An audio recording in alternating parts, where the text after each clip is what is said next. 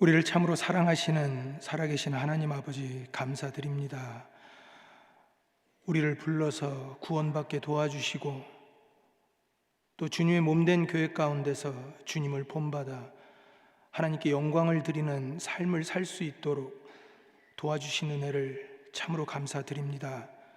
이번에 미주 임원 수련회를 통해서 우리가 하나님을 더욱더 잘 알고 예수님을 본받는 그런 삶이 되도록 이 시간 함께 해주시고 도와주시옵소서. 너무나 비천하고 죄 많았던 우리들을 불러주셔서 하나님의 의의 도구로 삼으시고 또 주님께 영광이 되는 귀한 삶을 살 수 있도록 은혜를 베풀어 주셨습니다. 남은 생에 주님을 본받아서 복음을 위해, 교회를 위해서 겸손하며 사랑하며 또 충성되이 고난을 잘 겪고 영광을 받는 우리들 될 수 있도록 도와주시옵소서. 우리를 사랑하시는 예수님 이름으로 기도드렸습니다. 아멘. 우리 빌립보서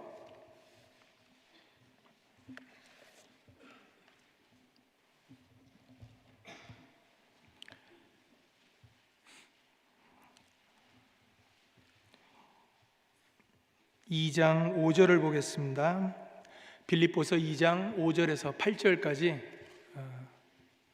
제가 읽겠습니다. 빌립보서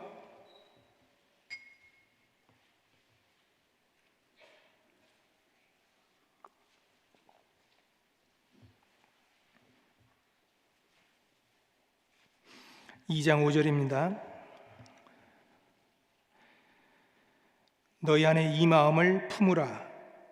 곧 그리스도 예수의 마음이니 그는 근본 하나님의 본체시나 하나님과 동등됨을 취할 것으로 여기지 아니하시고 오히려 자기를 비워 종의 형체를 가져 사람들과 같이 되었고 사람의 모양으로 나타나셨음에 자기를 낮추시고 죽기까지 복종하셨으니 곧 십자가에 죽으심이라. 이번 2023년 임원 수련의 주제는 예수 그리스도를 본받아라는 대주제로요. 오늘은 겸손과 순종에 대해서 배웁니다. 내일 아침에는 사랑과 인내에 대해서 배우고요. 그리고 그 다음에는 충성과 희생에 대해서 배웁니다. 마지막으로 고난과 영광에 대해서 배울 겁니다. 누가 주제를 정하셨는지 참 우수하다고 생각을 합니다. 굉장히 주제를 묵상하다 보니까 정말 이런 마음이 있다면 이런 행동으로 삶의 결과가 나타나겠다. 이 겸손한 마음이 있으면 순종하게 될 겁니다. 그리고 사랑은 오래 참는 것이기 때문에 삶의 모습에 그렇게 나타날 거라고 확신을 하고요. 그리고 충성되면 희생도 하고 고난도 잘 겪어서 마지막에 주님의 영광에 참여할 거라고 생각을 합니다. 그래서 그 제목을 묵상하면서 내적인 마음이 바깥으로 이렇게 자연히 드러날 거라고 생각을 해요. 무슨 마음을 품느냐에 따라서 사람의 마지막 모습이 달라질 거라고 생각을 합니다. 그 오다가 보니까 그 초원이며 벌써 봄 느낌이 확 들더라고요. 그래서 참 한 2시간 정도 공항에서 오면서 감회가 좀 깊었습니다. 옛날 생각도 나고. 근데 저는 그 까만 소가 눈에 띄더라고요. 참 먹음직스럽다. 근데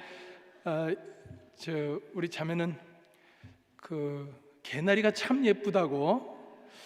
그래서 맞다, 무슨 마음을 품느냐에 따라서 보는 것도 다르겠구나라는 생각을 하더라고요. 우리가 참 예수님에 대해서 늘 생각하는 사람과 또 사람에 대해서, 하늘의 일에 대해서, 땅의 일에 대해서 무슨 생각을 하느냐에 따라서 결과가 달라질 거라고 생각합니다. 빌립보서 2장 말씀은 교제를 할 때 꼭 필요한 마음가짐인데 겸손을 들고 있어요. 그래서 겸손하다면 교회에서 다툼도 없을 거고, 겸손하다면 상대방에게 상처를 주는 일도 없을 거고, 겸손하다면 주님처럼 희생을 할 수 있는 그런 사람들이 되기 때문에 이 교제에 있어서 가장 근본이 되는 것이 예수 그리스도의 겸손입니다. 그래서 너희 속에 이 마음을 품으라. 하루만이라도 그리스도의 마음을 품고 산다면 평소 때 불가능하다고 생각했던 원수같이 느껴졌던 사람도 사랑하는 마음이 될 거라고 생각을 합니다. 왜냐하면 우리가 노력해서 될 것이 있고 하나님이 허락해 주셔야지만 되는 것이 있는데, 그렇다고 해서 우리가 해야 될 일들을 소홀히 할 수는 없죠. 본인이 내가 정말 하나님의 그 마음, 그리스도의 마음을 품겠다 생각하는 순간, 각오를 하는 순간 주실 겁니다. 교회에서도 마음이 있는 사람들에게 주십니다. 천국은 침노하는 자의 것이기 때문에 먼저 이런 마음이 있고 내가 겸손하게 하나님을 섬기겠다, 순종하겠다, 그런 사람들에게 더 많이 그 마음을 주실 거라고 생각을 합니다. 그래서 오늘 빌립보서 2장 5절에 너희 안에 이 마음을 품으라. 그 성경에 보면은 짐승의 마음을 품고 사는 사람도 있고요. 그래서 적그리스도 같은 경우는 짐승이라고 합니다. 왜냐하면 이 마음속에 짐승이라고 하는 것이 그러잖아요. 이게 원초적인 그 본능에 의해서 싸움하고 먹고 원하는 것을 쟁취하는 것인데, 이 짐승의 마음을 갖는다는 것이 그 삶의 어떤 모습으로 살아가느냐를 결정합니다. 그래서 실제로 우리 마음속에 인간의 마음을 주셨는데 합당치 못할 경우는 그 인간의 마음을 빼앗아가고 짐승의 마음을 줄 때 느부갓네살 왕처럼 7년 동안 그 풀을 뜯어먹는 그런 짐승의 모습을 살아갑니다. 그때서야 내가 잘못 살았구나. 일반 사람들은 사람의 마음을 품고 살기 때문에 사람처럼 살아갑니다. 그런데 그리스도인은 그리스도의 마음을 품을 수 있잖아요. 주셨으니까. 그래서 그리스도의 마음을 품으면 그리스도께서 갖고 계셨던 그런 인격적인 것이 하나씩 이루어지게 됩니다. 그래서 오늘 이 가장 기본이 되는 말씀이라고 생각을 들어요. 4번에 걸쳐서 말씀을 들을 텐데, 특별히 임원들이라면 교제뿐만 아니라 봉사에 있어서 많은 사람들의 본이 되기 때문에 먼저 그리스도 예수를 본받아서 해야 될 첫 번째는 내 마음에 이런 마음이 있는가. 사실 없어도 노력은 하지만 사실은 없는데 노력하려면 힘이 듭니다. 그래서 먼저 하나님 나에게 이런 마음을 주세요. 구원받을 때 성령이 들어오셨기 때문에 우리의 마음을 주장하실 수 있어요. 문제는 내어드리느냐의 문제라고 생각을 합니다. 그래서 너희 안에 이 마음을 품으라. 곧 그리스도 예수의 마음이니. 그래서 우리는 구원을 받아도 어느 때는 예수님의 마음이 될 때가 있어요, 사실은.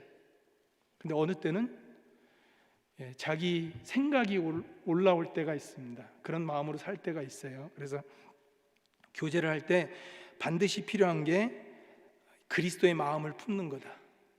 오늘 무슨 마음 품고 사셨습니까? 이번 임원 수련회 기간 동안에 내가 이런 마음으로 살겠다.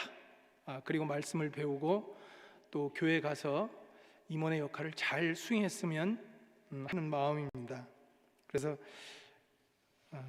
왜 이런 마음을 가져야 되냐면, 이런 마음을 갖고 임원으로서 봉사를 할 때 누가 드러나냐면 예수님이 드러나게 될 겁니다.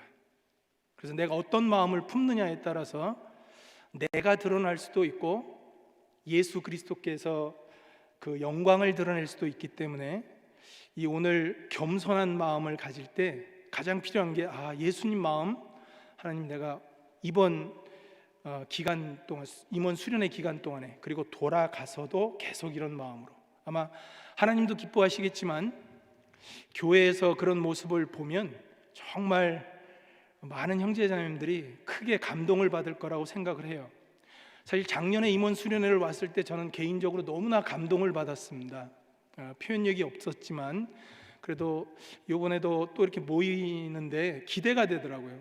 말씀 준비보다 그냥 온다니까 너무 좋았고요. 그리고 이번 수련회 동안에 말씀을 통해서 많은 힘을 얻고 또 돌아가서 정말 주님을 본받는 그런 삶이 됐으면 하는 바람으로 오늘 말씀을 시작을 하려고 합니다.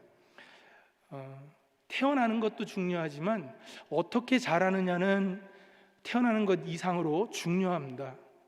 가끔 부모님들이 자식 때문에 그 마음을 상해하는 경우를 봅니다. 기대가 있잖아요. 이 아이는 정말 이렇게 컸으면 좋겠다. 하나님도 우리를 거듭나게 하신 이후에 원하는 것이 있어요. 거듭난 다음에 물론 우리의 본성을 따라서 자기 욕심을 따라서 살 수도 있지만 정말 하나님의 뜻을 따라서 예수 그리스도를 본받는 삶으로 살다가 주님을 맡기를 원하셔요. 그거는 하나님의 뜻입니다. 모든 사람들이 구원을 받는 것도 하나님 뜻이지만 구원받은 이후에 예수님처럼 이렇게 변화되는 것은 사실은 하나님의 뜻이에요. 우리 여기 잡고요. 로마서 8장을 보겠습니다.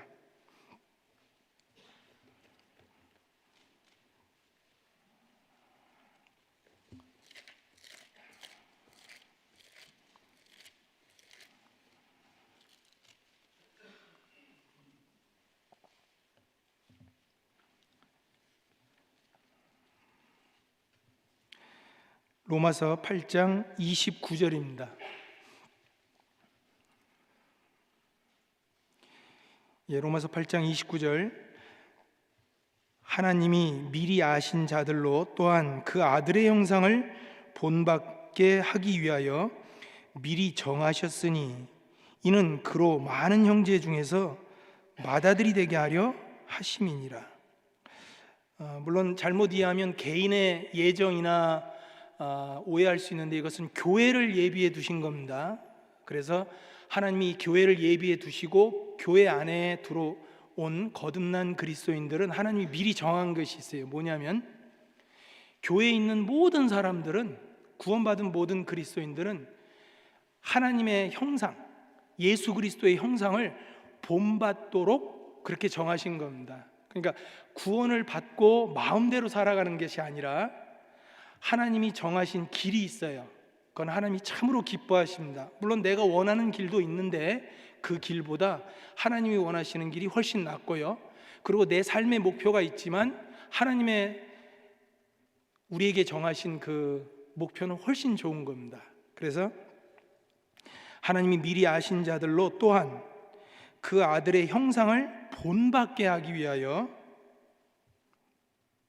미리 정하셨다. 이 말씀 묵상해 보면 무슨 생각이 드냐면요, 교회에 이렇게 붙어 있는 것도 하나님의 뜻이고, 그리고 내가 교회 안에서 중요한 일을, 또 아니면 작은 일이라도 이렇게 하는 가운데서 어려움은 있지만 끝까지 하는 가운데서 뭐를 깨달으냐면 주님의 모습을 따라가기에는 내가 부족하구나.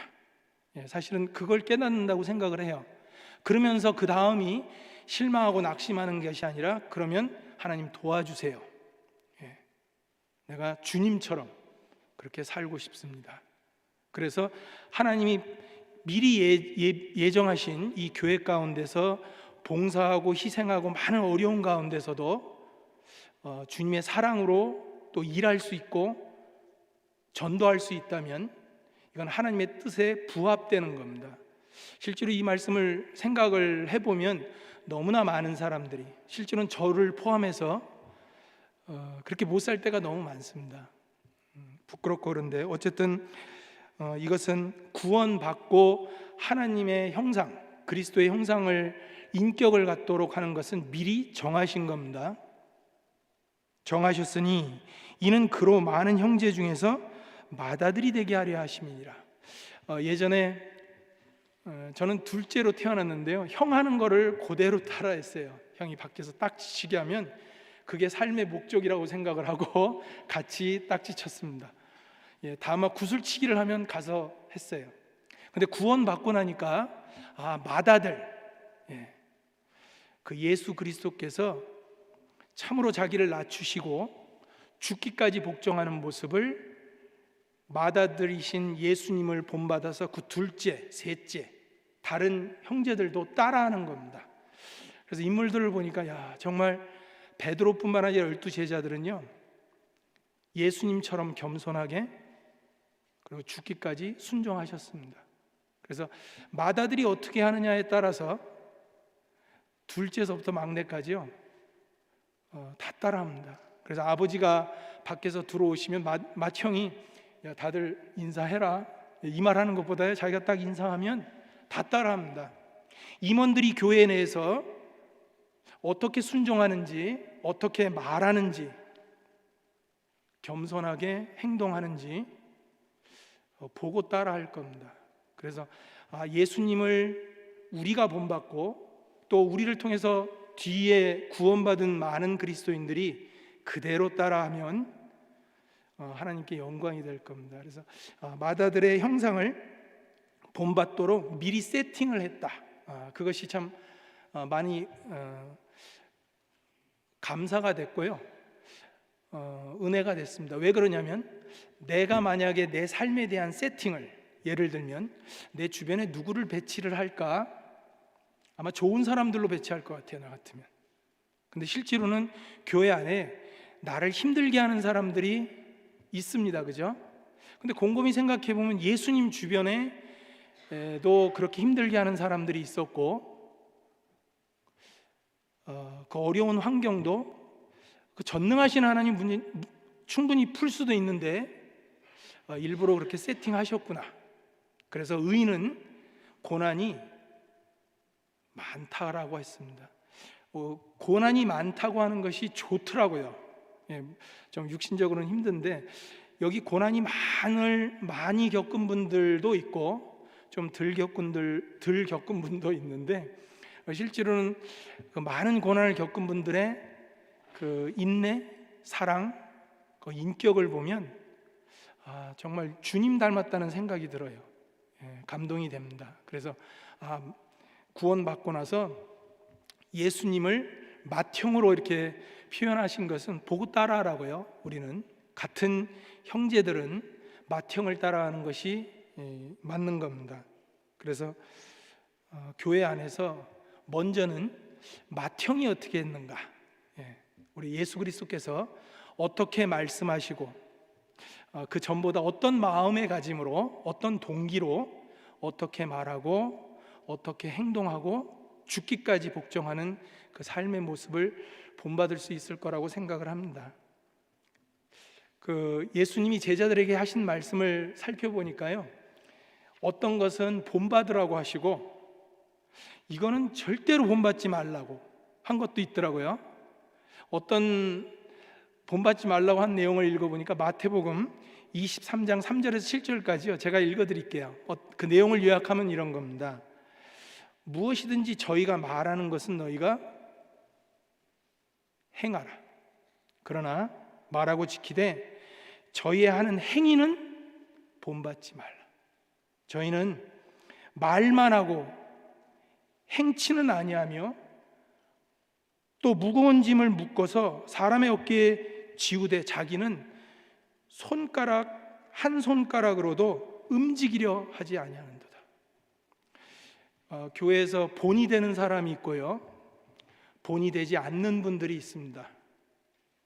근데 본이 되는 분들이랑 본이 안 되는 분들의 그 가장 뚜렷한 것은 말을 많이 하거나 적게 하느냐, 그것도 차이가 있지만요, 더 큰 것은 정말 그렇게 살아가느냐, 그게 더 큰 마음에 영향력을 미칩니다. 특히 가족들은 그것을 본다고 생각해요. 그래서 제자들에게 말 많이 하는 사람 그리고 행하지 않는 사람들은 본받지 말고, 손가락 까딱하지 않으면서 시키기만 하는 사람들도 본받지 말라. 그들은 상석에 앉아서 사람들이 알아주면 굉장히 좋아하는데 그들은 본받지 마라. 근데 본능적으로 우리도 구원을 받고요, 교회 안에 있다 보면 그런 얘기를 안 하더라도 사실 그런 마음이 있죠. 아, 저 형제님 말수는 참 적은데 참 충성스럽다. 저 자매님은 일은 많이 하는데 말이 많다. 뭐 나름대로 우리 생각하는 것이 있습니다. 그래서 어느 것을 본받아야 될지 본받지 말아야 될지 예수님이 분명하게 선을 그어 주셨는데 참 중요한 것 같아요. 실제로 본받아서는 안 될 거를 본받을 수도 있어요. 특히 앞에서 일하시는 임원들이 주님의 그 삶의 모습대로 했을 땐 참 덕스러울 텐데 그렇지 못할 경우는요, 저건 본받아서는 안 되는데. 지금 집사님들이 숫자가 늘어나고 있습니다. 그죠? 좀 있으면 장로님도 생길 거고. 근데 한편으로는 염려가 돼요. 본이 돼야 되는데, 적어도 여기 계신 분들은 내가 다른 거는 몰라도 정말 본이 돼야 되겠다. 예수님은 분명하게 말씀하셨습니다. 누구를 본받아야 될지, 누구를 본받지 말아야 될지요, 극명하게 말씀을 해주셨어요. 바리새인들은 본받지 말라고 그랬습니다. 오히려요, 그 누룩과 같은 존재다. 참 좀 지나치다 싶을 정도로요. 그래서 미워했습니다. 바리새인들은. 그들은 말만 하지 행동은 하지 않는다. 그런 측면에서 객관적으로 우리 교회는 좋은 점수를 드리고 싶어요. 저도 구원을 받고 교회에 붙어 있을 수 있었던 이유 중에 하나는 목사님들 보면서 감동이 깊었어요. 목사님들 올 때 수양 예배도 내고요, 그죠? 그리고 자기 돈으로 필요한 것들 다 모범을 보이셔요. 그게 저한테는 감동이 됐습니다. 목사님들은 저렇게 살아야 되는구나. 그러니까 구원받고 나서 그렇게 본을 보여주시니까 끝까지 가더라고요. 그게 당연한 걸로 여깁니다. 마음이 먼저 본을 보여주고 그리고 따라오라고 안 하더라도 따라가고 싶은 마음이 들어요. 존경하면 따라갑니다. 그래서 예수님은 말씀만 하신 것이 아니라 실제로 행동으로 더 많이 보여주시고 따라오도록 했습니다. 우리도 혹시 임원의 역할이 전달을 많이 하는 것이 필요한데 사실 본 보이는 게 더 많이 필요하다고 생각을 해요. 그래서 교회 내에서 솔선수범하는 것, 그리고 희생적으로 헌금하고 전도하고 말씀 읽고 이런 모든 것들은 아주 유심히 봅니다. 저도 이제 새로 오신 분들 보면 이분들이 말씀을 집중해야 되는데요, 주변을 이렇게 뚫레뚫레 봐요. 그럴 때 졸고 있는 사람이 있을까 봐 굉장히 조마심이 생겨요. 여기도 똑같구만. 사실은 다른 사람들 의식보다도 매일 성경 읽는 것이 중요한 겁니다. 작은 것에 충성한다는 것이 먼저 우리 임원들에게 필요할 거라고 생각이 들어요. 그래서 개인적으로 매일 성경 읽고 수요일 날 참석하고 11조하고 다들 하시죠? 다들 하시는가요? 기본적인 거를 잘 해야 됩니다. 나는 말씀만 듣는다. 말씀을 듣는 이유는 행함을 전제로 하기 때문에 먼저 임원들은 꼭 하셔야 돼요. 오히려 봉사를 많이 하다 보면 소홀히 할 수 있는 게 그런 것들이잖아요. 기도하는 거나 말씀 읽는 것. 그래서 챙겨줘야 됩니다. 누가 챙겨주냐면 가족들이 챙겨주는 게 좋을 것 같아요. 혼자 외신앙 하시는 분들은 누군가 또 전화해서 격려해 주셔서 기본적인 것을, 그래서 본받는 게 큰 게 아니라 아주 작은 거지만 그런 것부터 시작해야 된다고 생각합니다. 그래서 말씀의 영향력도 물론 있습니다. 근데 더 큰 것은 말보다 삶의 영향력이 훨씬 크다고 생각이 들어요. 그래서 베드로가 예수님 말씀 많이 들었잖아요. 근데 정말 마음속에 큰 부끄럽고 주님을 사랑하고 죽기까지 따라가겠다고 한 것은 주님의 말씀보다도 주님의 삶의 모습이었습니다. 그래서 베드로의 멘토는 누구라고요? 예수 그리스도입니다. 그 멘토라는 말을 찾아보니까 그리스도 오디세우스라고 하는 왕이 이제 전쟁에 참가하기 전에 자기 아들이 있어요. 근데 이 아들을 누구한테 부탁할까 하다가 자기 친구한테 부탁을 했어요. 믿을 만한 친구거든요. 그 사람 이름이 멘토입니다. 근데 전쟁이 끝나고 와서 보니까 자기 아들이 너무 훌륭하게 성장을 했어요. 자기가 기대했던 것 이상으로 성장을 한 겁니다. 그래서 사람들에게 이렇게 어떻게 변했냐고 그러니까 멘토가 이렇게 해줬다고. 그래서 그 다음서부터 한 사람의 생애를 올바르게 인도하는 사람을 멘토라고 합니다. 근데 예수님은 말도 하셨지만 실제로는 내가 너희들 이렇게 따라오도록 본을 보여 행하였노라. 그러니까 보는 대로 우리 따라가잖아요. 그래서 베드로는 옆에서 예수님이 어떻게 행하는지 자세히 보고 따라갔습니다. 그래서 그 베드로가 한 말 중에요. 그 우리 베드로전서 5장을 보겠습니다. 읽다가 많이 감동이 되더라고요. 베드로전서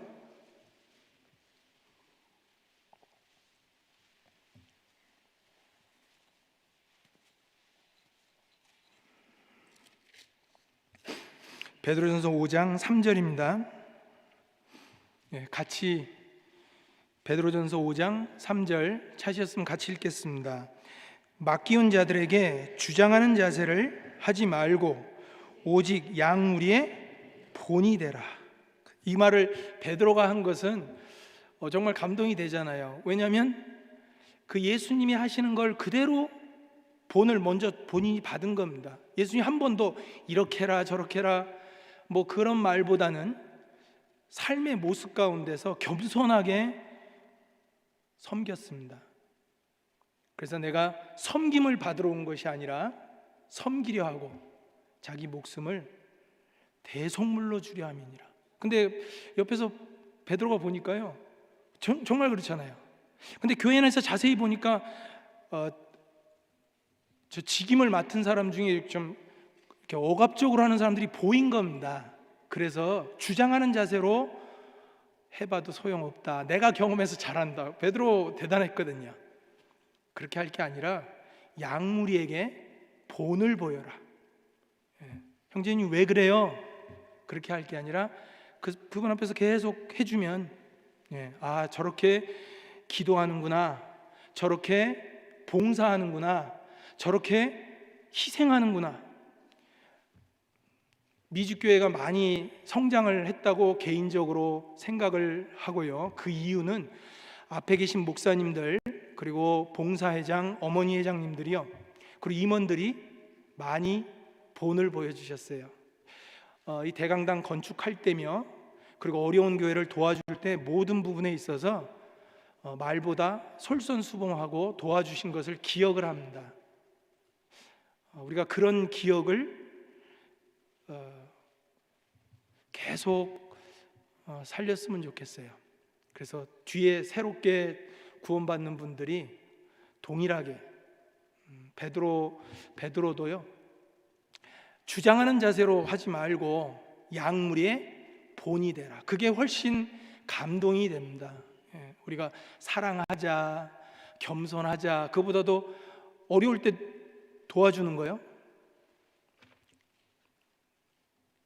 그리고 실제로 몸으로 본을 보일 때 큰 영향력을 미칠 거라고 생각합니다. 오히려 직분이 없어도요, 자, 본이 되는 분들 하면 직분 가진 분들 이상으로 존경이 돼요. 그래도 임원으로 부르심을 받은 것은 더 본이 되라고 그렇게 했다고 생각을 합니다. 그래서 먼저 말씀, 암송, 수요일 자꾸만 말씀드리는 것은 그렇게 하시라는 겁니다. 다 하시겠지만 그래도 혹시나 싶어서 모든 그 모임 참석하고 봉사하고 헌금하는 그런 부분들에 있어서 우리가 먼저 그 멘토의 역할 이렇게 해야 되겠다라는 생각이 듭니다. 그 골로새서 3장 10절에 보면 제가 읽겠습니다. 새 사람을 입었으니 이는 자기를 창조하신 자의 형상을 쫓아 지식에까지 새롭게 하심을 받는 자니라. 그래서 구원받았다. 그 말은 다른 말로 해서 이 지식에까지 새롭게, 그동안 갖고 있었던 지식은 예수님을 아는 지식에 비해서는 너무나 차이가 많이 납니다. 그래서 그런 지식까지도 그 새롭게 갖는 거다. 그러면 그 예수님이 직접 보여주신 그 겸손은 좀 생각을 해보려고 그래요. 제가 마태복음 12장을 볼게요. 마태복음 12장입니다. 직접 예수님이 하신 말씀인데 마태복음 12장 19절입니다.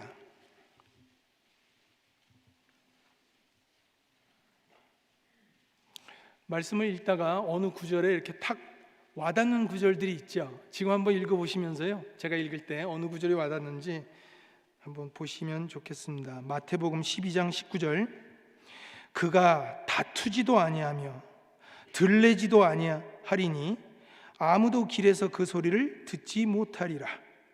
어느 구절이 많이 와닿는가요? 저는 읽다가요, 이게 들랜다는 말이 있죠. 들랜다는 거예요. 사실은 어떤 분들은 많은 일을 했는데도 들리지 않는 분들이 있고요, 조금 일했는데 많이 이야기하시는 분들이 있어요. 예수님께서 정말 우리들에게 본이 되시는 거다. 사실 자기 목숨을 대속물로 줄 때까지 이야기할 수 있거든요. 근데 그 사실을 알려주셨지만 들리지는 않았습니다. 다투지도 않았어요. 사실 이 다투기는 쉬운데요, 다투지 않으려고 하면 굉장히 어렵습니다. 죽어야 되거든요. 그래서 예수 그리스도께서 다투지도 않았다, 그리고 들레지도 않았다. 곰곰이 생각하면 임원들한테 너무 맞아요. 우리 일은 하되 이거 다투면서 하면 덕이 안 되겠구나. 뭐 의견 차이가 늘 있는 거니까 그래서 기도와 지혜가 필요한 거고, 그리고 하고 나서 절대로 들레서는 안 되겠다. 예수님께서 다투지도 아니하고 들레지도 아니하리니 아무도 그 길에서 그 소리를 듣지 못하리라. 그러니까 조용히 하는 겁니다. 실제로 교회 가운데서 소리가 많이 들리면 뭐 그것이 어떤 내용이든 누가 잘했느냐 못했느냐를 따라서 교회는 큰 상처를 받잖아요.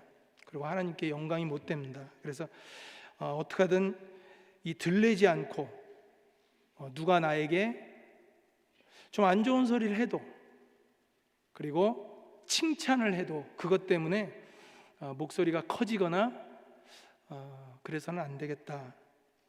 우리 빌립보서 다시 돌아와 보겠습니다. 빌립보서 2장 3절.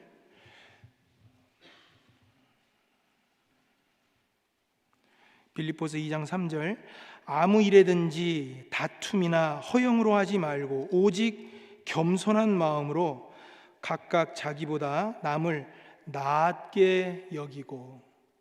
이 낮게 여긴다는 게 뭐냐면 자기보다 높이 여기는 겁니다. 이 노력하려고도 하는 마음이 필요하지만요, 그런 마음을 주셔야 되더라고요. 이렇게 노력의 한계를 느끼기 때문에 형제자매들을 높이, 자기보다 정말 낮게, 그러려면 묵상이라는 것이 필요합니다. 특히 자기가 지었던 죄에 대해서, 실수에 대해서 많이 묵상하면 묵상할수록 더 낮아질 거라고 생각해요. 그래서 마음이 겸손하게 되면 다툼도 없을 거고 허영하는 것도 없을 거고, 그리고 남을 자기보다 더 낮게 여길 겁니다. 그래서 이 교제할 때 정말 이런 마음이 돼야지만 쓰임을 받겠다. 교회에서 크게 쓰임을 받은 사람들은 능력이 많거나 다른 사람들보다 특출나서 쓰임을 받는 게 아니더라고요. 겸손해야지 쓰임을 받습니다. 그 D.L. 무디라고 하는 분이 하나님이 전도에 크게 쓰임을 받았던 사람인데, 그 D.L. 무디를 옆에서 가까이 지켜봤던 친구가 있었습니다. 그 친구 이름은 그 토레이라고 하는 사람인데 이렇게 얘기를 하더라고요. 무디는 내가 만난 사람 중에서 가장 겸손한 사람이었습니다. 그는 마음에서 우러나온 진심으로 자기 자신을 낮추고 다른 사람을 높였습니다. 혹시 다른 사람이 나를 이렇게 평가해 준다면 성공한 삶을 살았다고 생각을 해요. 야, 저분은 정말 겸손했다. 자기 자신을 낮추고 다른 사람들을 높여줬다. 근데 사람들도 존경심이 되지만요, 하나님이 크게 귀하게 쓰임을 받습니다. 그 D.L. 모디가 한참 복음을 전할 때 사람들이 그 기사를 많이 썼어요. 근데 한 번은 한 기자가 왔는데 전도 집회를 하느라고 바쁜 와중이었기 때문에 거절을 했습니다. 그 이후에 어떤 일이 벌어졌냐면 이 기자가 교만한 D.L. 무디라는 제목으로 아주 크게 신문을 낸 거예요. 그래서 D.L. 무디의 그 제자들이 이것은 가짜라고 어떻게 가만히 있냐고, 그러니까 이렇게 얘기했습니다. 실제로는 이제 D.L. 무디가 이렇게 얘기했대요. 그 기자가 나를 잘 모르는데 나는 그 기자가 쓴 거보다 훨씬 더 교만한 사람입니다. 그래서 웃더래요. 그게 이제 제자들을 통해서 또 방송에 나가고 그 다음에는요, 많은 사람들이 후원했어요. 그 기자를 포함해서. 혹시 우리가 일을 하다가 다른 사람으로부터 비방받거나 오해 살 일이 있을 때 자기가 겸손한지 교만한지를 알 수 있는 시험대라고 생각을 합니다. 예를 들면 다윗은 시므이라는 사람이 저주를 했잖아요. 너 하는 꼴 보니까 꼴 좋다. 네 아들이 결국 네 왕자리를 찾게끔 하나님 만든 이유는 네가 전쟁에서 피를 많이 흘렸다. 빨리 가라. 그 다윗의 부하가 당장 죽일까요? 그러니까 이렇게 얘기합니다. 하나님이 허락하신 거니까 저주하도록 내버려두라. 하나님께서 혹시 나의 원통함을 감찰하셔서 오늘날 그 저주 가닥에 선으로 나를 갚아줄지 어떻게 알겠느냐. 그 말씀을 이렇게 여러 번 읽다 보니까요, 정말 이 다윗 마음에는 누가 항상 있었냐면, 보통 사람들은요, 억울하면 가까운 친구나 자기 마음을 이해해 줄 사람한테 토로할 겁니다. 근데 다윗이 참 귀하게 쓰임 받을 수 있었던 것은 나의 원통함을 아시는 하나님께서 이 일 때문에 이 저주받은 거를 갚아줄 줄 어떻게 알겠냐. 그래서 정말 겸손한 사람은 삶의 모습이 다르다. 사실은 교만하면, 누가 비방하면 같이 맞받아치거나 그럴 수 있는데, 그래서 다윗을 하나님이 내 마음에 합한 자라고 했는데, 사실은 겸손한 사람은 겸손한 사람을 알아봅니다. 사실 교만한 사람과 겸손한 사람이 같이 있으면요, 교만한 사람은 모르잖아요. 근데 겸손한 사람은 교만한 사람을 금세 알아봅니다.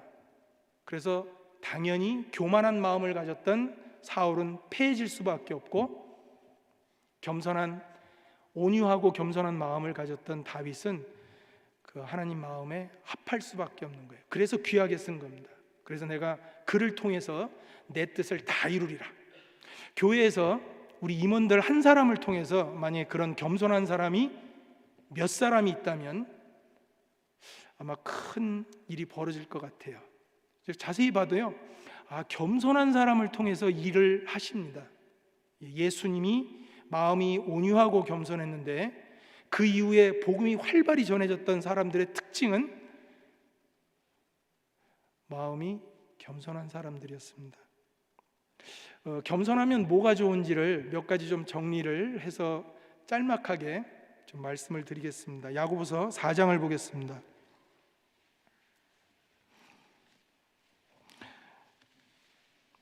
제가 자신이 없는 부분이 이렇게 정리해서 요약해서 3가지로 말씀하겠습니다. 이 부분이 자신이 없는데 오늘은 좀 정신 차리고 해보려고 그래요. 크가지요. 먼저 말씀을 드리면 겸손하면 은혜가 있고요, 겸손하면 구원을 경험을 하게 되고, 겸손하면 하나님이 지혜를 주십니다.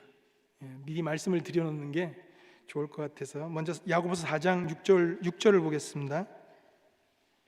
야고보서 4장 6절.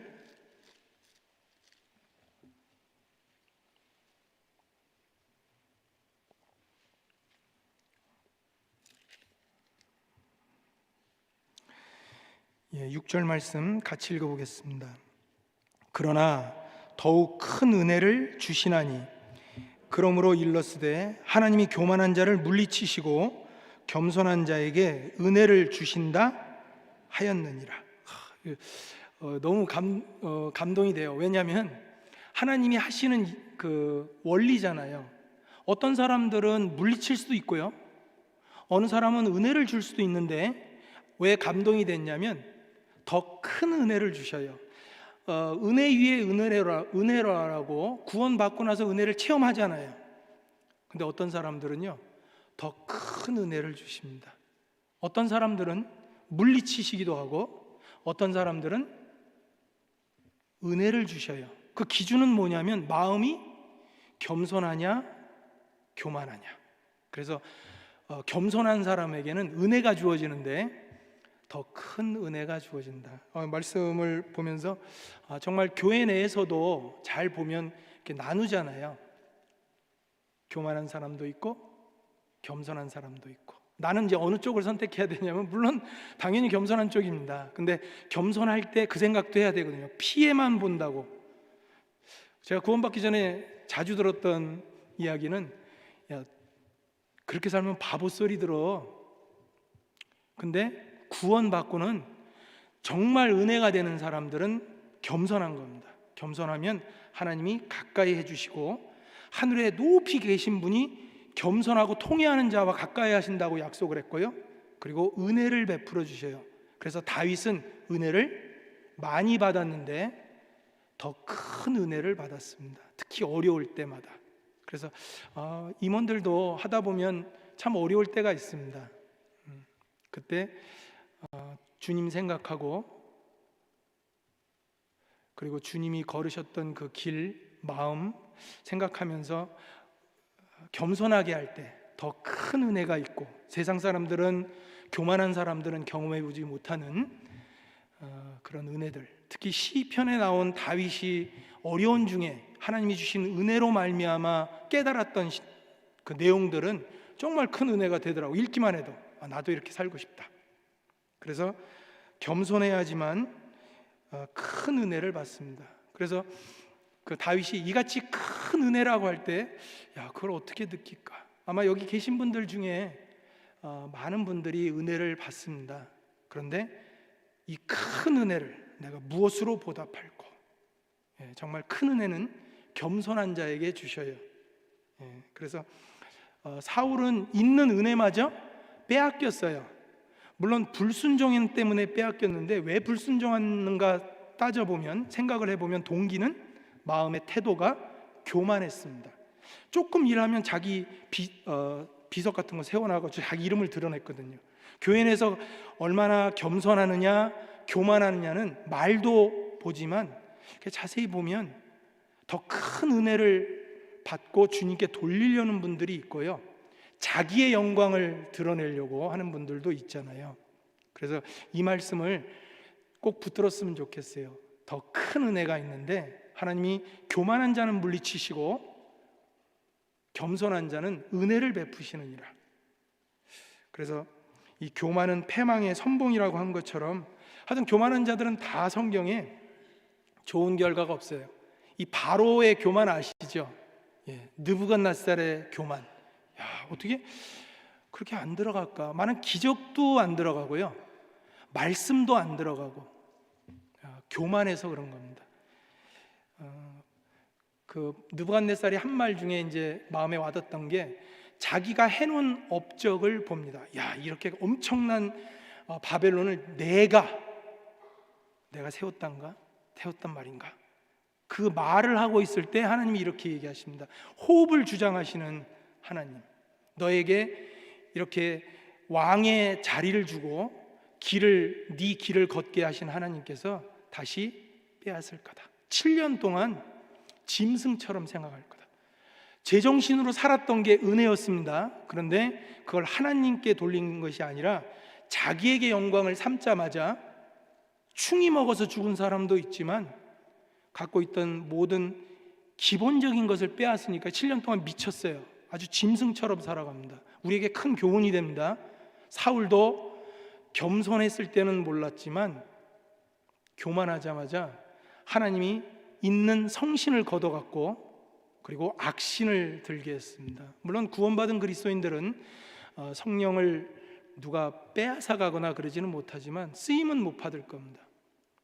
그래서 이 겸손이 정말 좋은 거구나.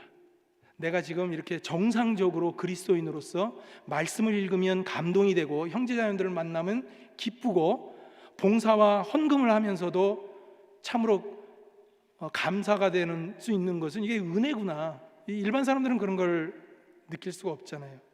그래서 하나님이 겸손한 자와 함께하여 마음을 낮추는 것이 교만한 자와 함께하여 탈취물을 나누는 것보다 나으니라. 여호사밧이 잘못한 이유 중에 하나가 아합과 손잡았어요. 아합은 정말 교만한 사람이었습니다.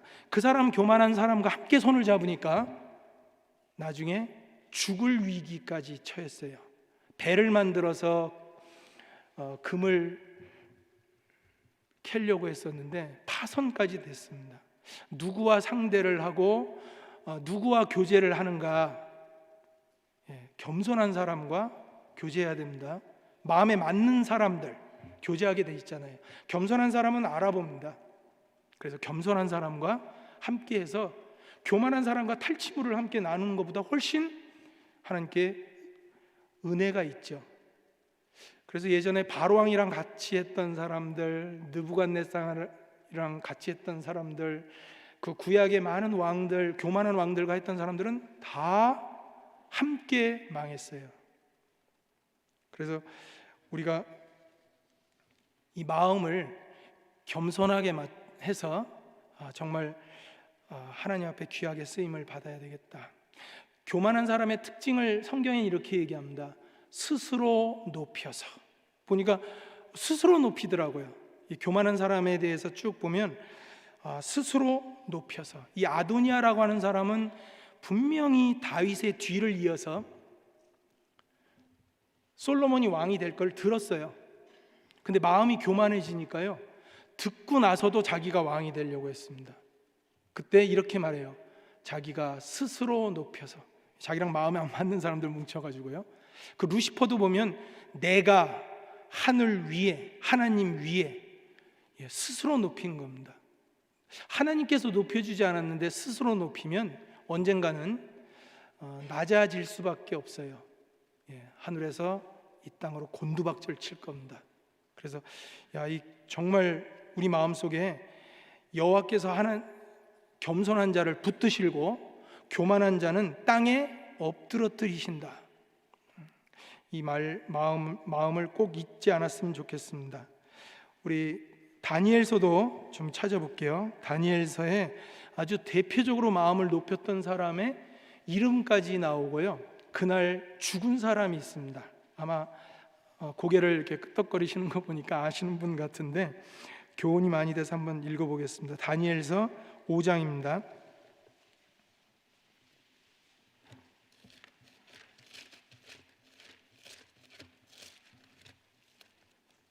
다니엘서 5장 22절.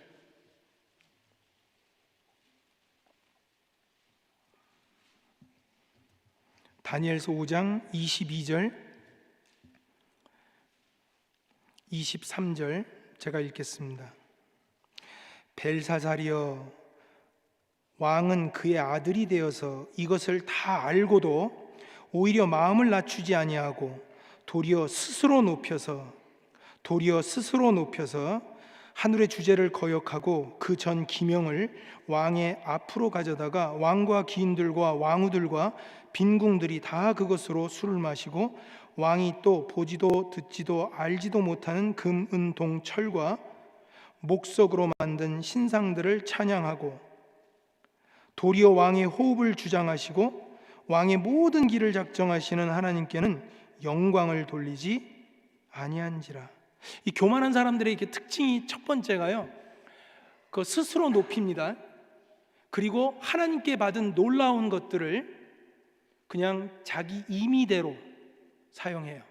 그리고 하나님께 받은 것을 돌리지 아니함으로 호흡도 주장하시고 왕의 길을 정하신 하나님께로부터 결국에는 영광을 다 잃어버립니다.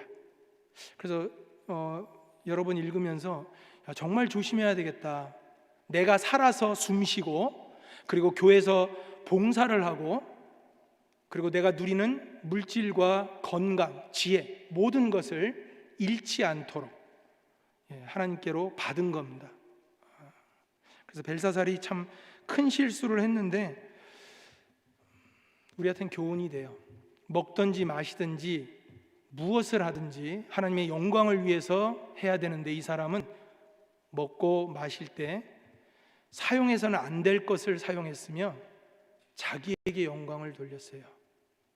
근데 우리도 우리 삶 가운데 우리가 주님을 위해서 사실 할 수 있도록 주셨잖아요. 모든 시간, 재물, 그 다음에 지혜, 탤런트들. 근데 자꾸만 쓰다 보면 이렇게 자기 거라고 생각하는 경우가 많습니다. 근데 하나님이 어떻게 하시는가 보고 주님께 더 낮은 마음으로 영광을 돌리면 더 주시고 또 주시고요.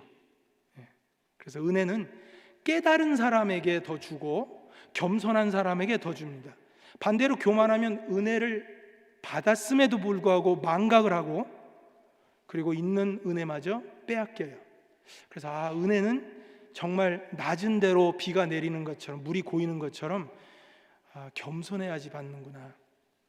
그래서 그 사울과 다윗은 교만과 그 겸손에 아주 극적인 대조를 보여준다고 생각합니다.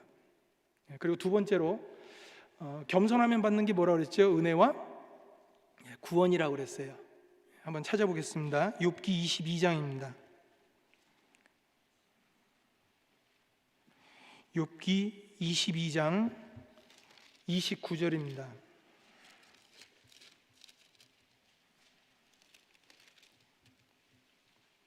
욥기 22장 29절.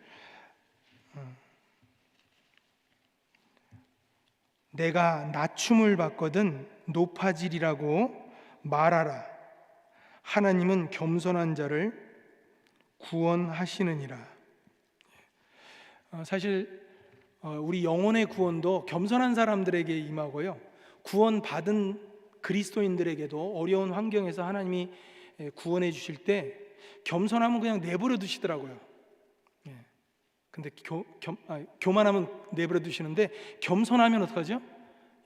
구원을 또 생활에 어려움 때마다 도와주시는 게 느껴요.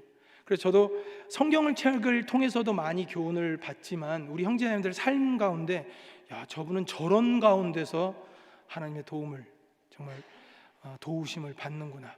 겸손한 사람들의 특징은 구원을 받습니다. 영혼 구원뿐만 아니라요, 삶 가운데 하나님이 도와주신 것을 경험을 합니다. 그래서 여기 29절에 네가 낮춤을 받거든, 그 영어를 보니까요 뭐라고 돼 있냐면 캐스트 다운이라고 씁니다. 이 캐스트 다운이라는 게 어떤 거냐면 그냥 바닥에요 이렇게 내 동댕이 치는 것을 캐스트 다운이라고 하거든요. 근데 삶 가운데 그럴 때가 있어요. 네가 낮춤을 받았군. 그냥 위에서 뚝 떨어지는 것처럼 너무 황당한 일들이 있을 수 있습니다. 그럴 때 뭐라고 생각을 해야 되면 높아지리라. 물론 이제 자기가 잘못한 거 있으면 생각을 해봐야 되겠지만 이유 없이 아주 캐스트 다운 되는 것처럼 요셉이 정말 황당할 것 같아요.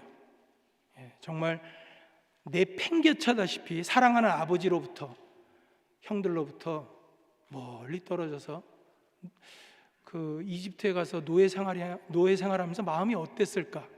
나중에는 깨달았죠. 높아졌을 때는 바로 하나님이 나를 낮추실 때 높아지게 하려고 하는 거구나. 하나님이 나를 미리 앞서서 우리 가족들을 구원하려고 한 거구나. 그때는 깨달았는데 그 당시에 얼마나 힘들었을까 싶습니다. 우리들도 교회에서 일을 하다 보면 아마 임원들이 동일하게 겪을 겁니다. 요셉뿐만 아니라 우리도 정말 낮아질 때, 내팽개쳐질 때 무슨 생각을 하냐면 하나님이 나를 높이 들려주실 거다, 이 일 통해서. 그래서 그 욥이 참으로 어려운 고난을 당했지만 나중에 회복시켜 주시잖아요. 그때 너무너무 어렵고 힘들었지만, 그래서 성경 속에서 하나님께 구원을 받은 사람들은 정말 낮춤을 받을 때 잠잠히 기다렸어요. 그래서 결국엔 놀라운 하나님의 은혜를 체험합니다.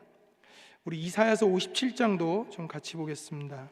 이사야서 57장 15절.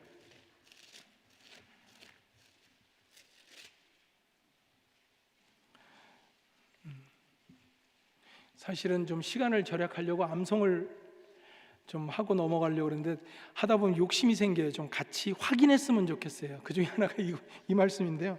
이사야서 57장 15절 제가 읽겠습니다. 지존무상하며 영원히 거하며 거룩하다 이름하는 자가 이같이 말씀하시되 내가 높고 거룩한 곳에 거하며 또한 통회하고 마음이 겸손한 자와 함께 거하나니 이는 겸손한 자의 영을 소성케 하며 통회하는 자의 마음을 소성케 하려 함이라. 이 소성케 한다는 말은 새롭게 하는 겁니다. 우리 힘들고 지치고 포기하고 싶은 마음이 있었는데 소성이 되면 새롭게 돼요. 그래서 누구의 마음을 이렇게 하냐면 겸손한 자의 마음은 소성해요. 반대로 교만한 자의 마음은요, 그냥 내버려 둡니다.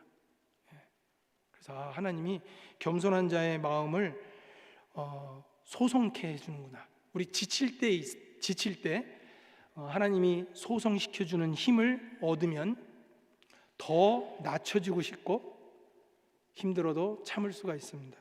그래서 이 말씀이 겸손한 자의 영을 소성케 한다. 예전에 영을 소성케 한다는 말은 좋았는데 앞에 부분은 좀 소홀히 했던 면이 있었는데 이번에 말씀을 준비하다 보니까 겸손한 자구나. 여러분들 누구에게 은혜가 많다고요? 겸손한 자입니다. 이 시간 누구에게 은혜가 많다고요? 겸손한 자가 은혜가 많습니다. 하나님이 이 말씀을 들을 때도 소성시켜 주시거든요. 겸손한 자의 마음, 통회하는 자의 마음을. 그래서 신앙생활의 가장 기본적인 것은 겸손이다. 예전에 그 배드민턴을 한참 열심히 치다가요, 중학교 때 아버지가 저를 배드민턴 선수를 만들려고요. 그때 지금 생각해 보니까 이 다리에다가 샌드백이란다. 그 이제 모래주머니라고 그러죠. 그걸 넣고 한 30분을 막 달려가고 배드민턴 선수 되겠다고 막 그 어린 나이에 굉장히 열심히 했거든요. 근데 지금 한 6개월 하다 말았는데 지금 생각해 보니까 다른 거는 기억나는 게 없고요. 그 코치님이 저에게 하신 말이 있어요. 딱 그것만, 자세 낮춰. 자세 낮춰. 그러니까 이게 자세를 낮추면 바로 힘을 쓸 수 있는데 이렇게 뻗정하다 있으면 내렸다가 하려니까 힘이 들잖아요. 그래서 그 말씀이 이게 신앙생활 할 때 가장 기본이 낮추는 겁니다. 낮추면 뭐가 있다고요? 은혜가 있고요. 그리고 구원이 있어요. 하나님의 도우심과 내 영을 소성시켜 주시는 하나님의 손길이 겸손한 자들에게 있습니다. 그래서 그 수르보니게 여인이 참 예수님한테 어떻게 보면 모욕적인 말까지 들었잖아요.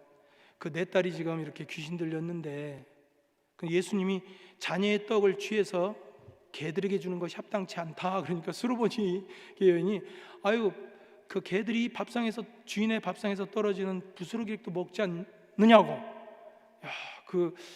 이 정도만 마음 낮출 수 있다면, 지금 내 감정이 문제가 아니라 이 딸을 살리기 위해서 정말 그 정도까지 낮출 수 있다면 하나님이 구원의 손길을 베풀어 주십니다. 그래서 겸손하면 은혜도 받고 그리고 구원도 받고요. 또 하나가 있는데 이건 찾아보겠습니다. 잠언 11장 2절이요. 잠언 11장 2절.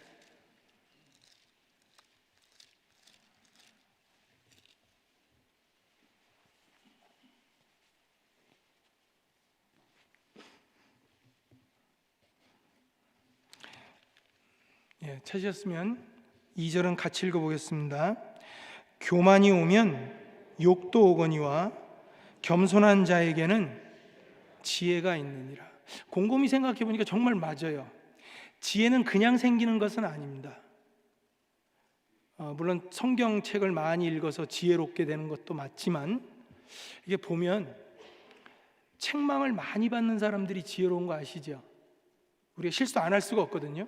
근데 책망을 싫어하는 사람들은 하나님이 주신 기회인데도, 선지자가 왕에게 책망을 했을 때 받아들였던 사람도 있어요. 나단 선지자가 다윗에게 잘못을 딱 지적했을 때 바로 받아들였잖아요.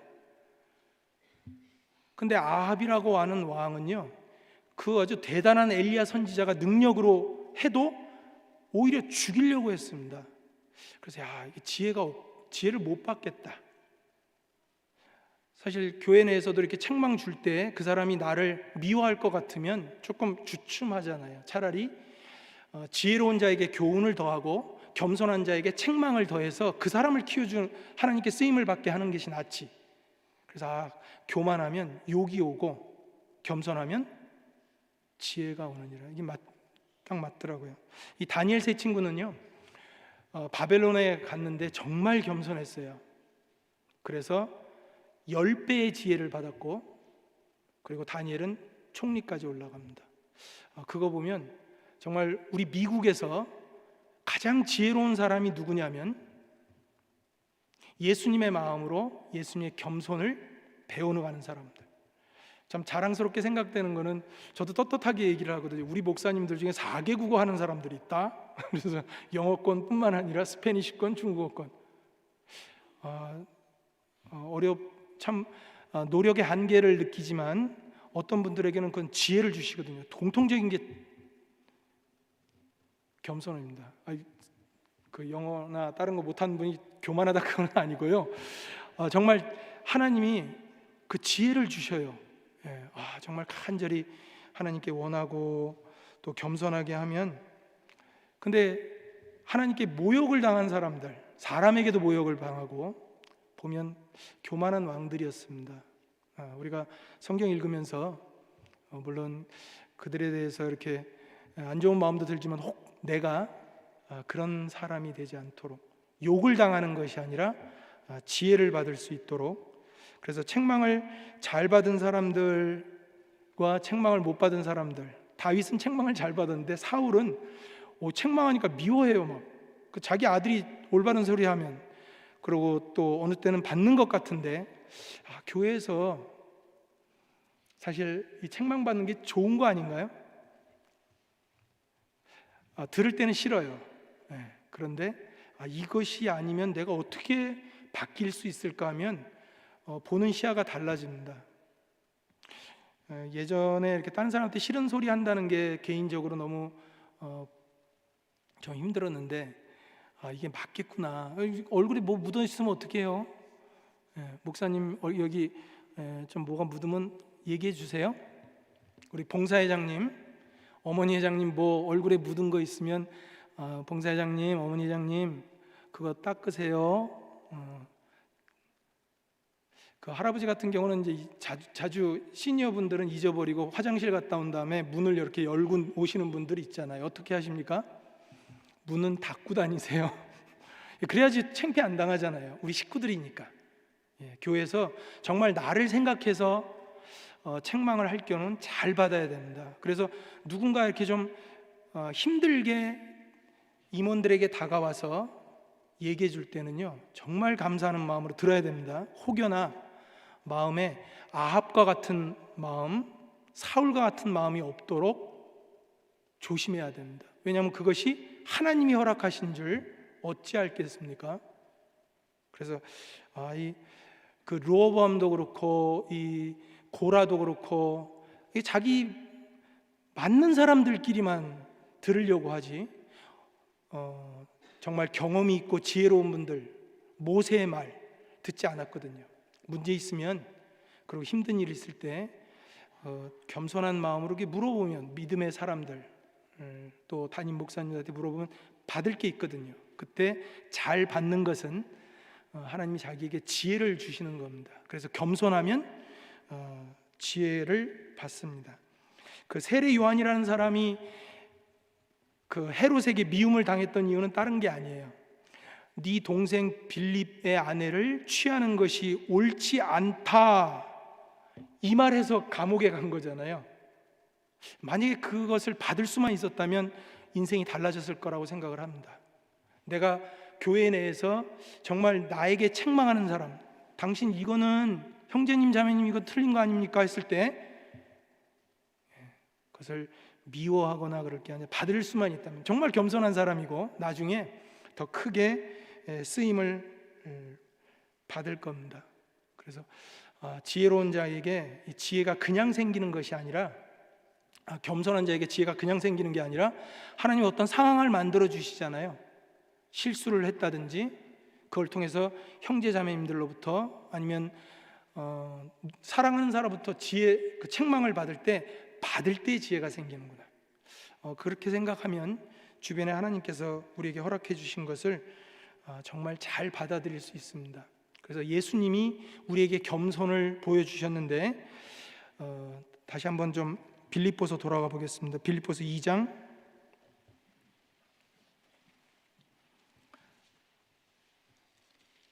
7절 8절이요.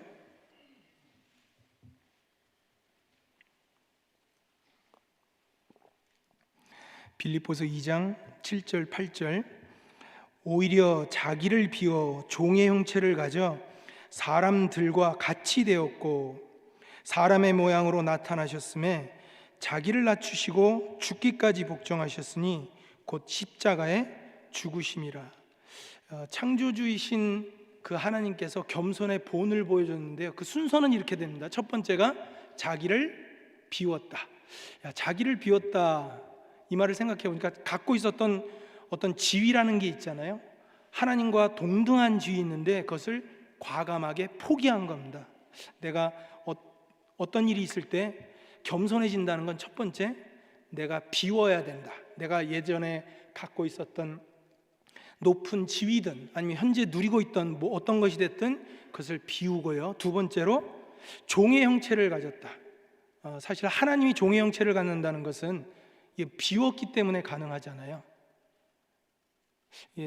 교회에서 무슨 일을 했을 때 내가 누군지 아느냐의 어떤 태도 보면 전혀 자기 것은 비우지 않잖아요.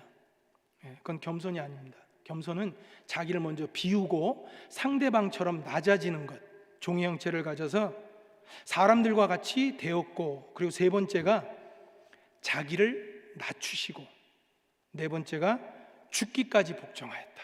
이게 겸손의 순서더라고요. 이 정도 되면 예수 그리스도를 본받아서 하는 겸손이구나.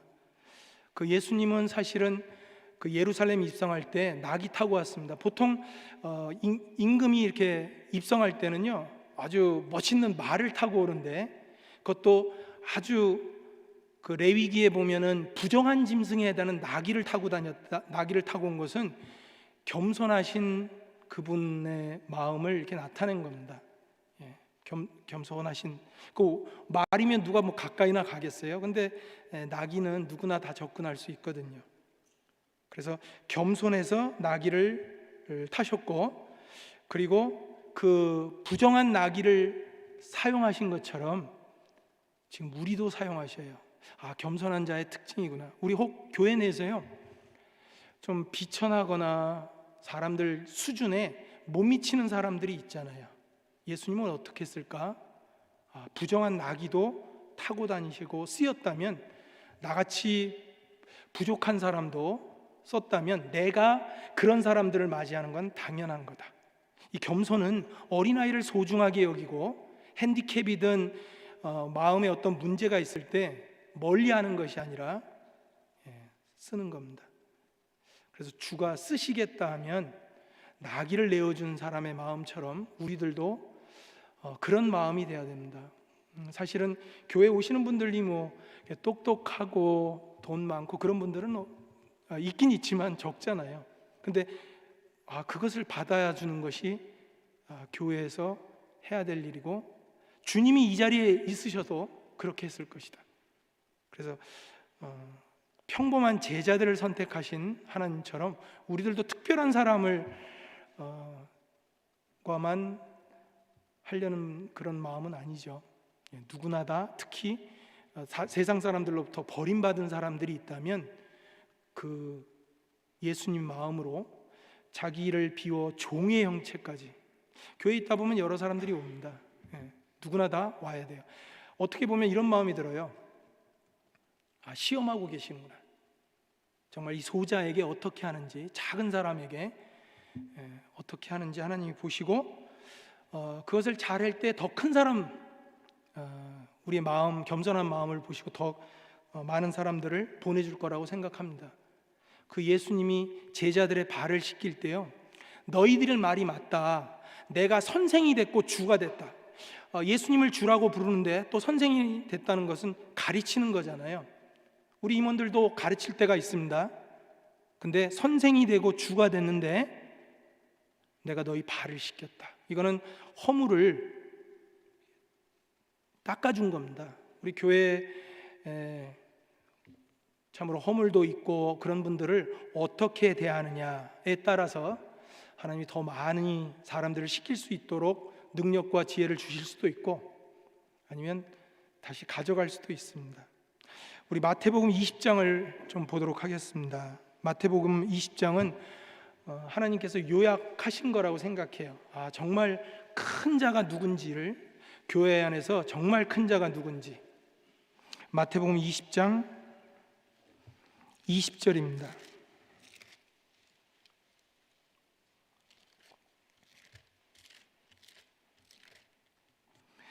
마태복음 20장 20절.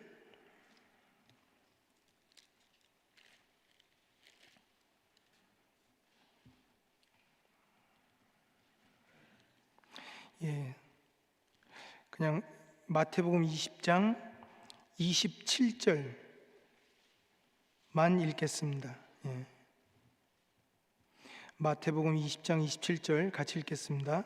너희 중에 누구든지 으뜸이 되고자 하는 자는 너희 종이 되어야 하리라.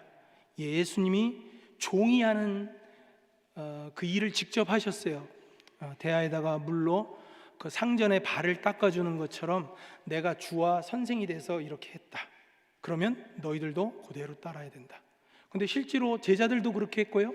그리고 우리 교회에서도 그렇게 가르칠 뿐만 아니라 그렇게 하시는 분들이 많이 있어서 너무 감사해요. 정말 크고 잘다 그러면 섬기는 자가 돼야 되고 정말 으뜸이 되고자 하면 종이 되어야 되는 것이 마땅하다. 가끔 이 말씀 묵상하면서 교제 모임에 갈 때도 그리고 이렇게 수련회 올 때도 어떻게 하면 도와줄까, 그런 분들, 그런 마음으로 오면 그런 분들이 또 보여요. 저분은 정말 으뜸이 되겠다.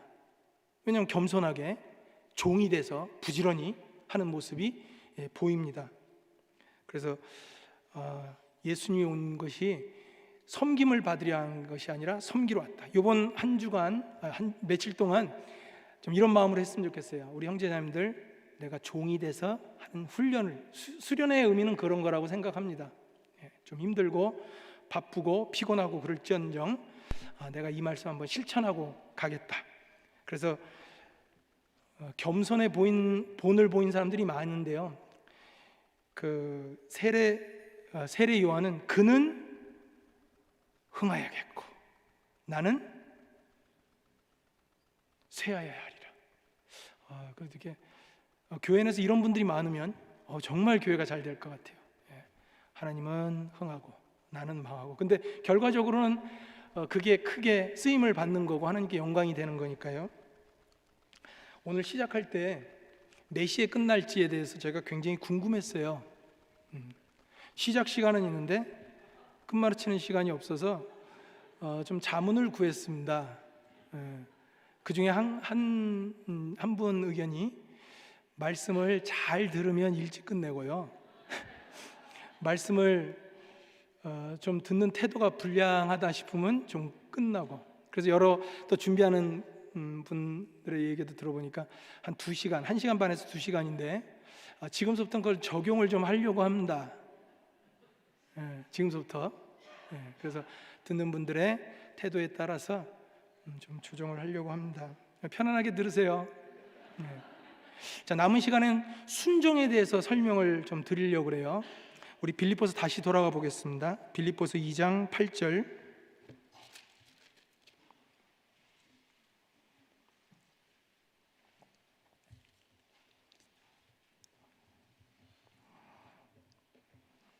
빌립보서 2장 8절.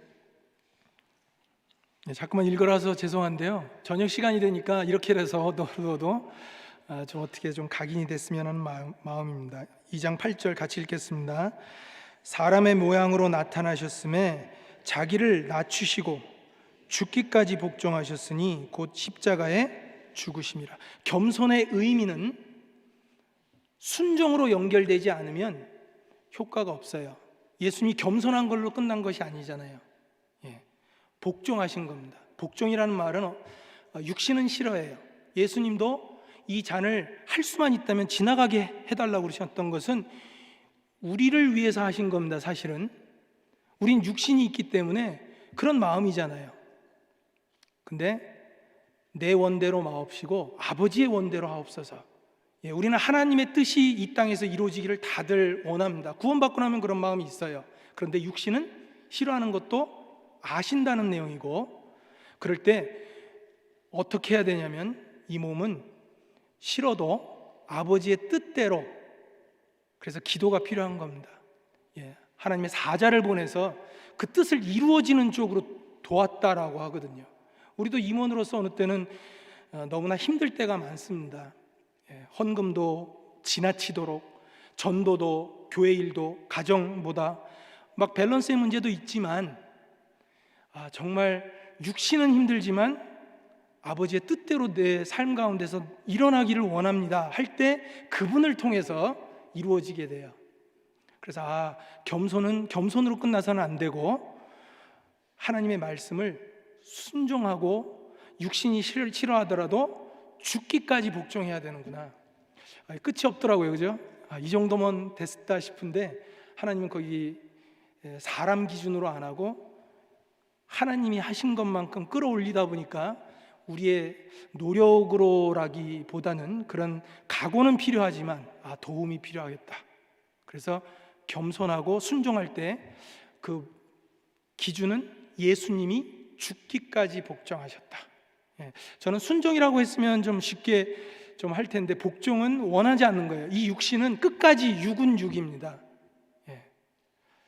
육은 하나님의 법에, 육의 생각은 하나님의 법에 굴복치 않을 뿐만 아니라 굴복할 수도 없대잖아요.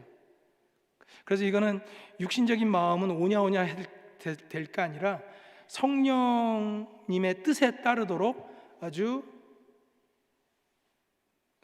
뭐라고 그래야 되나, 죽여야 됩니까? 이게 참 힘든데 여기 몸에 올라오잖아요. 사실은 구원 받아도 여기 올라오는데 죽기까지 복종해야 되겠구나. 그 아주 기준이 너무 선명하니까 좋더라고요. 죽을 때 정도 되면 하지 마, 그렇게 하는 게 아니고 정말 죽을 때까지. 근데 참 감사한 거는요, 아무에게나 이런 어려운 시험을 주시지는 않아요. 감당할 시험 당함을 하나님이 허락할 때는 그 사람 믿음이 봅니다. 아브라함에게 초창기 때 주어졌던 시험과 이삭을 바치라고 할 때 그 시험, 순종할지 아시고 그 믿음을 보시고 한 거니까 우리도 아무나 여기에 초대받지는 않을 것 같아요, 그죠? 여기에 올 때는 믿음이 되고, 혹시 여기 오시는데 너무너무 몸에 저항감이 많으셨는가요? 아니면 좀 며칠 고민하시다가 집안일도 좀 생각하고. 근데 이게 죽기까지 복종한다는 것은 평소 때에 죽지 않을 환경에서 벌써 많은 순종이 이루어지고 나서 죽을 시험이 닥쳤을 때 복종할 수 있는 거지. 작은 것에 만약에 너무 저항감이, 몸에 저항감이 느끼면 아마 죽으라는 말도 하지 않을 것 같아요. 우리도 교회에 많은 분들이 있지만 사람 봐가면서 부탁합니다, 그죠? 적어도 여기 계신 분들은 하나님이 그런 마음도 주시고, 그리고 이렇게 왔을 때 그 마음을 하나님이 극대화시킬 거예요. 하고자 하는 자에게, 바로와 모세는 정말 하고자 하는 게 달랐잖아요. 정말 주님의 내가 죽기까지 희생한다. 정말 귀하게 사용하실 겁니다. 그래서 낮추시고 죽기까지 복종하셨으니 곧 십자가의 죽음이라. 그냥 죽음으로 끝난 게 아니잖아요. 하늘의 밀이 땅에 떨어져서 많은 열매를 맺는 것처럼 십자가의 죽으심은 많은 사람들에게 구원의 근본이 됐습니다. 우리가 교회 내에서 순종하고 복종하는 많은 것들은 분명히 열매로 맺어줄 거예요. 겸손하고 순종함에 따라서.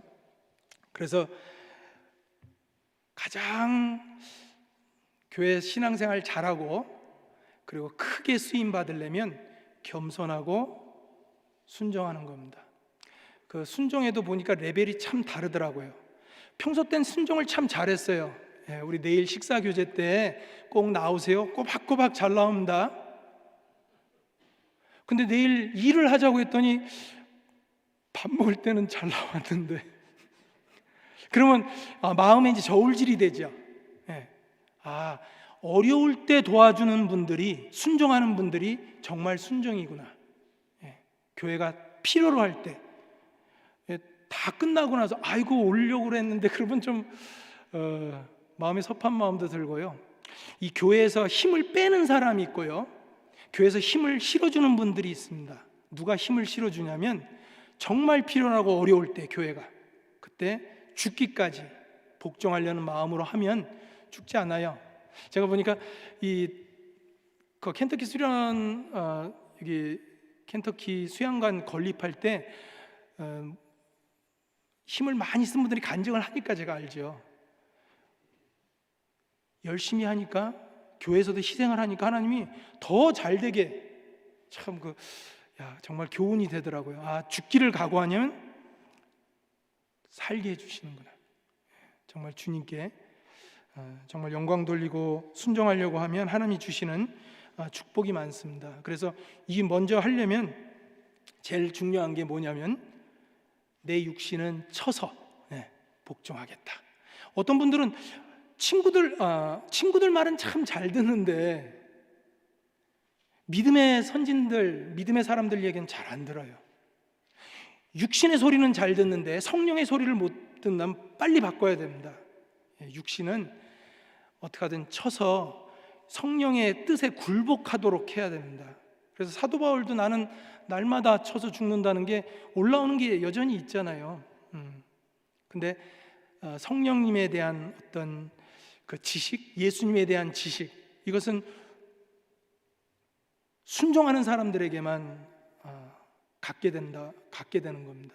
그래서 내가 먼저는 내가 육신은 죽이려 해서 종을 어렸을 때부터 곱게 양육하면 나중에 주인 행세하는 것처럼 이 육신의 생각은 올라오는 게 당연한 겁니다. 근데 붙들어서는 안 돼요. 정말 붙들 것은 성령님의 뜻, 그리고 말씀을 붙들어야 됩니다. 베드로도 밤이 맞도록 수고하고 얻은 것이 없지만은 주님 말씀하신 대로 그 말씀을 의지하여 그물을 내렸거든요. 그때 그물이 찢어질 정도로 많이 얻게 됐는데, 그걸 순종하니까 하신 말씀이 있잖아요. 이제부터는 사람 낚는 어부를 되게 하리라. 다시 말해서 순종하려고 딱 마음 먹으면 더 큰 것이 계시가 되는 겁니다. 그 사렙다 과부가 생각이 나는데요, 정말 먹을 게 없었어요. 근데 하나님이 그 마음을 보시고서 엘리야 선지자를 보내주니까 엘리야 선지자가 이렇게 부탁을 합니다. 물 좀 달라고. 그러니까 물 가려고 하는데 붙들죠. 왜 그랬는가 생각해 보니까 마음이 있으니까, 그러면 물 가져올 때 나를 위해서 떡을 조금 만들어 달라고. 그 말씀이 많이 와닿아요. 하나님, 우리가 얼마나 힘들고 어렵고 빈궁한지 너무나 잘 아십니다. 근데 순종을 하려고 하니까 다른 것도 부탁을 했어요. 근데 놀랍게도 그 순종하니까 그 기근 시대에 그 병에 기름이 떨어지지 않고 그 통에 가루가 떨어지지 않고 계속 경험을 합니다. 순종하니까 나중에 죽은 자식까지도 살려내셔요. 그래서 순종을 해야 되겠구나. 그래서 구원받고 나서 가장 우리가 해야 될 것이 순종입니다. 그래서 남은 시간에는 그러면은 겸손하고 순종하기 위해서 해야 될 것이 몇 가지 있는데 그 말씀을 드리고 마치려고 그래요. 잘 들어주셔서 고마운데 이 남은 시간은 이제 총 정리하는 시간입니다. 사실 안 되면 마지막 때 우리 신 목사님한테 총 정리를 부탁드리려고 그랬는데 이 부분을 제가 마치는 게 좋을 것 같아서요. 그러면은 겸손하게 순종하기 위해서 우리가 무엇을 해야 되는지 좀 말씀을 드리려고 합니다. 그 준비한 게 많아서 페이지를 넘기려니까 저도 정신이 없네요. 그 첫 번째는 그 신명기 17장에 보면 평생에 자기 옆에 두고 읽어서 신명기 17장 19절 20절을 읽어보면 평생에 자기 옆에 두고 읽어서 그 하나님 여호와 경외하기를 배우며 이 율법의 모든 말과 이 규례를 지켜 행할 것이라. 그리하면 그 마음이 형제 위에 교만치 아니할 거다. 그래서 겸손해지려면 일단은 이 말씀을 배워야 됩니다. 말씀이 제대로 박히면, 이 제대로 박혔다는 말을 좀 해서 죄송한데요, 안 바뀌는 분들이 있어요. 그죠? 말씀 안 들어간 겁니다. 전도 집회를 해도 한 말씀도 안 들어간 분들이 있고요, 말씀을 조금 들었는데 마음이 활짝 열고 그 복음을 받아들이는 분들도 있고, 같이 성경을 읽었는데 1시간을 읽었는데 기억나셔요? 그러면 다시 보는 분들이 있고 그 자리에서 얘기하시는 분이 있고, 아마 오늘 돌아가실 때요, 돌아가신다 그러니까 집에가 아니라 여기 이제 숙소로 가실 때 오늘 배운 말씀 몇 퍼센트 기억하는지 좀 테스트하는 것도 좋아요. 제가 나이가 들어서 좀 기억력도 안 좋고 그렇게 하지 말고요, 제대로 들으면 기억나는 게 있을 거 아니에요. 그죠? 근데 그 말씀이 나에게 들어가면 첫 번째 일어나는 증상이 뭐냐면 이 겸손하게 만들어줍니다. 하나님 말씀할 땐 들어갔다 하면 사람이 낮춰져요. 이 말씀을 주신 이유는 그 마음이 형제 위에 교만치 아니하며. 근데 잘 보면 그렇지 않은 분들도 계시죠. 교만한 이유는 말씀을 읽을 때 자기에게 적용시켜서 행하려는 것이 아니라 다른 사람들에게 가르치려고 하면 그렇습니다. 겁니다. 제대로 하면 형제 위에 교만치 안 한다고 그랬으니까 벼가 시간이 지날수록 고개를 숙이는 것처럼 연수가 되고 구원받은 연수가 지나면 점점 겸손해지고 다른 사람을 나보다 낮게 여기고 형제 위에 교만치 않는 것이 정상인 겁니다. 그래서 말씀을 듣는 태도가 참 중요한 것 같아요. 그래서 먼저 내가 임원으로서 말을 많이 하는가, 잘 듣는가, 어떠십니까? 내가 하루 종일 이렇게 보면, 아니면 교회에서 좀 많이 얘기하시는 편인가요? 듣는 편인가요? 사실 들어야 됩니다. 하나님 말씀도 잘 들어서 전달하는 것도 전달력이 좋으려면 잘 듣는 것도 필요하지만 형제자매들 말하는 것도 잘 들어야지만 또 돼요. 그래서 가끔 이제 교회 안에 있다 보면 이런 일이 벌어집니다. 어떤 일이 벌어지냐면 없는 얘기가 막 돌아다닐 경우가 있어요. 그래서 추적하다 보면 제대로 전했는데 들으면서 필터링 됩니다. 가감이 되죠. 좀 덧붙여지기도 하고 빼지기도 하고. 이거 임원들은 잘 듣는 훈련부터 해야지만 순종이 되겠구나. 그래서 이스라엘 사람들에게 하나님께서 계속해서 하셨던 말씀이 이런 거잖아요. 이스라엘 백성들아, 잘 들어라. 귀 있는 자는 들을지어다. 경청할지어다. 그래서 이 듣는 것이 마음을 낮춰지게 하고 교만치 않게 하며, 또 하나는 순종하게 합니다. 이 사울 그 내용을 보니까 제대로 못 들었더라고요. 우리 전화할 때 잘 들어주시는 분들이 있어요. 그분들의 특징은 전화 받고 내용 전하라 그러면 아주 잘 전해요. 근데 들으면서 딴 생각하는 분들의 특징이 있죠. A를 들었는데 B라고 나옵니다. 이게 잘 들어야 되겠구나.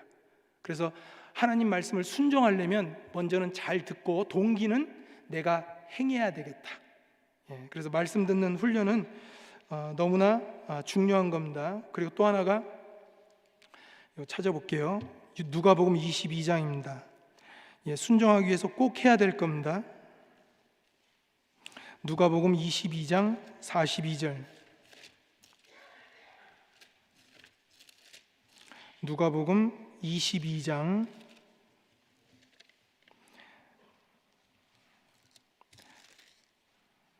42절 43절 제가 읽겠습니다. 누가복음 22장 42절 43절. 가라사대 아버지여, 만일 아버지의 뜻이 얻은 이 잔을 내게서 옮기시옵소서. 그러나 내 원대로 마옵시고 아버지의 원대로 되기를 원하나이다 하시니. 43절은 같이 읽겠습니다. 사자가 하늘로부터 예수께 나타나 힘을 돕더라. 참 너무나 힘든 상황에서 하나님의 뜻이 이루어지기는 해야 되는데 마음에 너무 힘들 때, 간절히 기도할 때 사자를 보내서 하나님이 힘을 실어줬다는 건 하나님의 뜻이 이루어질 수 있도록. 그래서 교회 내에서나 우리가 말씀을 잘 듣고 행해야 된다는 생각은 드는데 육신은 원치 않을 때 기도해야 되겠구나. 기도하면 사자가 힘을 돋습니다. 그리고 그 일을 통해서 많은 사람들이 구원을 받고 하나님의 뜻이 땅에서 이루어지는 일들을 그분을 통해서 많이 보리라고 생각을 합니다. 마지막 말씀은 이렇게 알아도요, 이제 다 알아도 실제로 행해야 됩니다. 우리 가만 앉아서 운동도 하고 하는 분들이 있어요.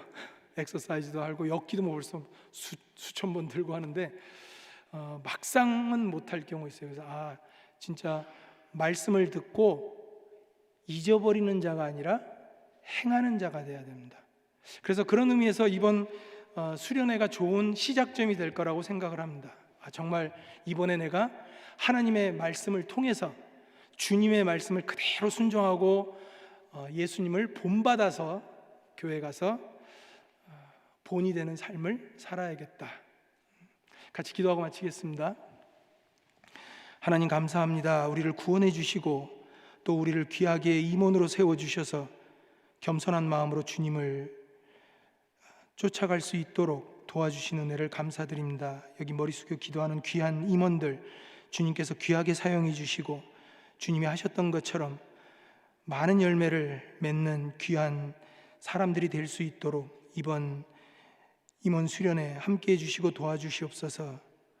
그래서 모든 영광 주님께 되고 또 우리에게 큰 기쁨이 되도록 역사해 주시옵소서. 남은 일정을 모두 주님께만 의탁드리며 우리를 사랑하시는 예수님 이름으로 기도드리옵나이다. 아멘.